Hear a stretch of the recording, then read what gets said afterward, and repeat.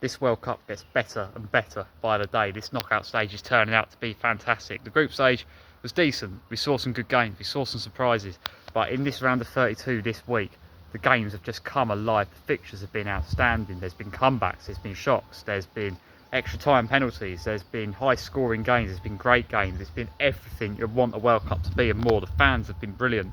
The atmosphere's been brilliant. There's concerns around, you know, the quality of games, because the conditions, maybe, and the factors that had to bring in, like the drinks breaks. There was concerns over like the atmosphere in particular, and whether fans would be able to go, and all those concerns were very justified at the time. And I think you know, we've been really sort of, mine's been put at ease, because I think, you know, there's always controversy around World Cups, but I think this one has been outstanding. I think the knockout stage is really like, it's been unbelievable. There's been so many good games. There's been a story in every game, and I think last night sums that up really. And there is one major talking point from last night. We're going to get to that, but we're going to start from the beginning of the final three round of 32 fixtures. We're going to start with Egypt taking on Australia. A game I knew that could be fairly evenly matched. You know, I thought it would be a good game, and I think you know, Egypt, they certainly started the better, fairly evenly matched in the first half. I think Egypt definitely had the better of that first half, and it was a good move that got them in front from the free kicks, obviously saved, and then you so kind of get it in on the follow up on Ashir again. He's there, been one of the big players for them this tournament. You know, I think Egypt have had a lot of players come through this tournament that have been you know, sort of, no one really knew too much about before the tournament, but have really sort of, I mean, stood up. And I mean, you can say the same for Australia as well. They've had their talents as well, and it was, you know, a game that I thought could be evenly matched. Australia's certainly solid defensively, but I feel like Egypt have got good players in all areas, and we're probably the slightly better side on paper, which is why I went for the Egypt win on the predictions. And you know, they got through the group stages with 5 points. Australia were decent and defensively, well, very good defensively against Turkey and Paraguay. Were found out a bit though against the US. But coming into this game, we knew it could be tight. We knew on the day it could go either way. They're both capable of beating each other on the day, and it was always going to be one of the tight games, I felt like, and it certainly was that. Second half, we didn't see quite so much quality from Egypt. I think, you know, Australia grew into the first half, and I think in the second half we sort of see the best of them a bit more, and it's their free kick where they catch Egypt out as well, and they get themselves level. And you know, as an extra time, not really, you know, chances few and far between in that extra time. Very nervy, both teams knowing what's at stake. Both teams only got a chance to have a good run in this tournament and go far. Egypt ended up having, you know, it's been such a good tournament for them. You know, they're going up against Argentina next, but I think whatever happens, you can say they've done themselves proud this tournament. They've had big players come in and you know, make a name for themselves. And we've also seen you know, them get their first World Cup win and, you know, make history as well, go further than they've ever gone. And you know, they've been one of the stories of the tournament, I think. You know, one of the teams that have been a lot better than people thought they would be, that's for sure. And you know, going into the penalties, a lot of pressure on the first taker for Australia, and it was an awful penalty. Egypt then take a really good penalty, and we see Australia are able to then get themselves level with their second. But Egypt, Rabbit didn't look very nervous, looked like he didn't want it, but he does put it away. And we see quite a few of these penalties a bit risky though, going down the middle, keep only not really much on them, or if they're going either side. And a few good ones, but a few that are, if the keeper had just stood still or just waited the right way and dived the right way, would have had. And Australia are able to get the next two in, and it was two. But Egypt, of course, had that advantage when they got themselves 3-2 up, going into the fourth penalty each. You know, Salah's penalty, what a risk that was. I mean, the third penalty was always an important one. It's always a big one. Sometimes you step your best man up first. That's what I like to do. But you can also, I feel like you should reserve someone for the fifth one as well. But the third one can also be a crucial one in the shootout as well. So it does kind of make sense to a point to step the player up, your main taker up then. Now, Salah usually good from the spot. He has got the odd miss in there though. Oh, he does it's really risky what he does here. He does the sort of almost a Panenka, and it could have gone wrong, but it paid off. And that's what matters. That's what will be remembered. Goalkeeper wasn't able to catch him out there. Lucas Harrington steps up to take Australia's fourth one. They had to score really, they missed, and I have to say, so much pressure on a young 18-year-old. I mean, fair play to him to stepping up and taking it, but he shouldn't really have been given that responsibility. I don't think of it as very harsh on him, and he misses, and Egypt are able to score the fourth and get themselves through. Really, really tight game, but impressive from Egypt. Managed the extra time, managed the penalty shootout. Played a good first half. Australia certainly were good though, giving them a really, really even game. It could have gone either way on the day. It really could have done. Second half, we probably saw the better of Australia as well. So, decent game, good, enjoyable occasion again. Now going into the later game though, what we saw here was incredible between Argentina and Cape Verde to decide who Egypt's opponent would be. This game was a game that I think most people, this is probably the game people are most confident about. Argentina win. This game will get to a point where Argentina will win, but it's a sort of game I started watching and I could not stop watching, and it was worth the late night. It was worth all of it. It was absolutely one of the greatest games I've ever seen, and probably I would think you should probably give it the award of game of the tournament so far. And I think Cape Verde deserve to be referred to, I think, as the team of the tournament so far, for the heroics, for the defying the odds, for even for supporters being outnumbered by Argentina. Argentina travelled so well, but the supporters they did bring were fantastic. The players, the character they shown, how they stood up to that, how they 15 shots they had. They did not they didn't come to defend. They didn't come to try and hold on to keep it tight and just maybe do something. They come to play. They come to take the games for Argentina. They come to match them, and they did. And that was what was so impressive. I've never really seen anything like it. Sometimes we see shocks where a team puts 10 men behind the ball and they're able to hit them on the break. They might have one chance and the team's maybe wasteful. It wasn't like that. Cape Verde, they came, they played, they created chances, they tested Argentina in every possible way. They run them ragged. Messi could barely walk at the end of the extra time. They pushed them all the way. They could not have done any more. They did not do anything wrong in that game.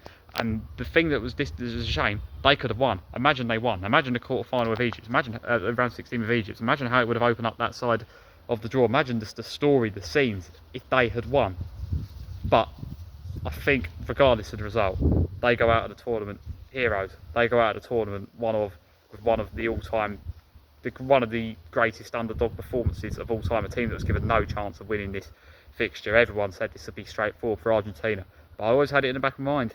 Well, you never know what can happen. This is football, and we see some weird results, and we see Cape Verde, got the 0-0 against Spain, which now is not looking like a bad result at all for Spain, and especially as they played the second string attack. But we see them get draws, against Uruguay and Saudi, and hold their own for unbeaten 90 minutes, 4 draws in their first ever tournament, and gutted for them to win out in the end. They looked gutted as well at the end of the game, and that's the best compliment I think you can give them. They were gutted at the end of the 120, because they knew they had a chance of going. They actually could have gone through. They were good enough yesterday to go through. On a different day, things work out slightly differently. Cape Verde would have gone through, and I have nothing but respect for them, nothing but praise for them, and it's incredible what that will do for their tiny little nation. Third smallest country to ever play in the World Cup, the smallest teams that ever get to the knockout stage, and that's how they stood up to the champions. That's how they performed against one of the favourites, a team that has not put a foot wrong in the group stage, a team that everyone was saying was unstoppable. Only team that could beat them is maybe France, maybe Spain. Everyone else stood no chance. Apparently that's what we were told about Argentina. I do think there's a thing now. Maybe Argentina you can get them in more ways than people thought, but that is taking nothing away from Cape Verde's incredible performance yesterday. Absolutely unbelievable. That's the last thing I expected to happen, and I think that's one of the story of the World Cup. That's one of my favourite football games I've ever watched. That's up there among the all-time greats, and I think that's why maybe expanding this tournament was a good thing after all. I can't think they could expand it beyond 48 teams, but 48 teams, that does feel like it's created the chance for that and allowed for that. Cape Verde, a team that's risen up from nowhere to have decent games at the Africa Cup of Nations and to qualify well, and all of a sudden be a team that's capable of doing that. And that goalkeeper, if he was a few years younger, there'll be some serious teams looking at him right now.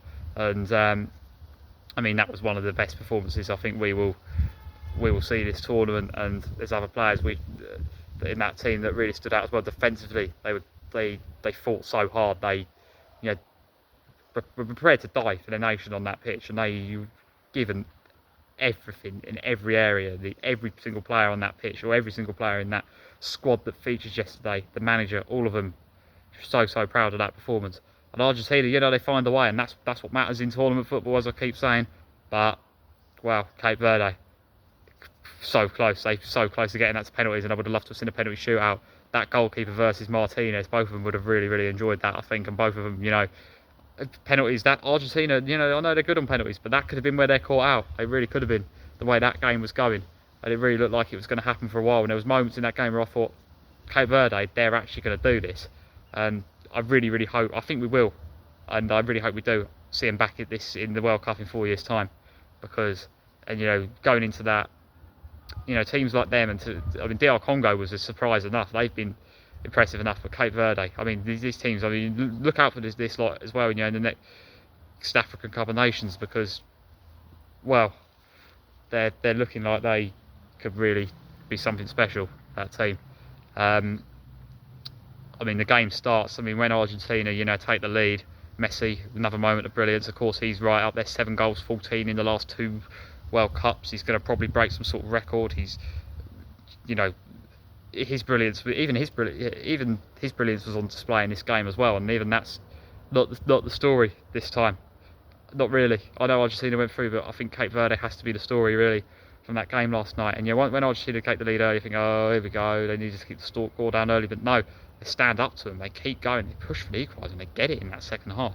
And the game goes to extra time, and Argentina do get themselves in front. Martinez gets a massive goal which puts them in front early on, but that is not it. Cape Verde, they go for it again, and I think we saw here next certainly one of the most incredible football moments I've ever seen. One of the best goals I've ever seen. I mean, the way he takes the ball down. The whole move that he takes the ball down and he spins around the defender, and I think from there, this is good enough move in itself. But the strike, I don't even know how to begin to describe it. I can't really put it into words. It is just an outstanding goal. The way it curled and almost dropped into the goal. I mean, if you haven't seen it already, check it out, and then you'll know what I'm talking about. Just an incredible moment, incredible goal. And then, they unlucky to concede that third goal, which is ultimately won it for Argentina, you see. But both players fighting so hard to win that ball, and it ends up being given as an own goal in the end as a result. But Cape Verde, I applaud them. They were.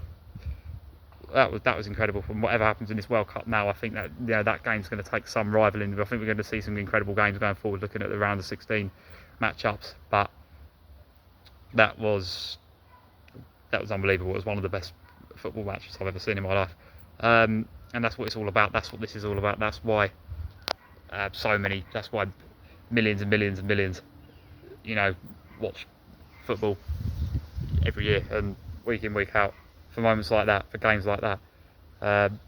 Now, finally though, the last round of 32 fixture, Colombia find the way past Ghana. Now, Ghana really, okay, defensively they're organised, but attacking wise, I think they've been very underwhelming in this tournament. I think that'll be the story really. Very good defensively, but so are Colombia, and I think Colombia, the clinical. If you don't create chances against them, they will find a way to get one. I think they're a really good side actually. I think they've been. I talk a bit more about Colombia I'm going to talk a bit more about Colombia in my upcoming predictions video for the round of 16, which is coming up very soon after this video. Going to do it straight afterwards actually. But I talk a bit more about Colombia there because I think they've been one of the most impressive sides so far, and I'm equally impressed by Switzerland. I'm really looking forward to that game where them two meet, their round of 16 clash. I think they're both got the potential to be teams that go on a real run and go very far. But Colombia, definitely the dominant side, definitely the teams that deserve to go through. I think a lot of people disappointed with Ghana and their attack. Colombia get themselves in the lead early on, and Ghana really obviously plans to defend to keep the score down. Didn't really have an answer to it. Didn't create the chances necessary to get back in the game. And Colombia, again, seems to be very good at creating good build-up play and very good at taking the chances when they come, and very organised.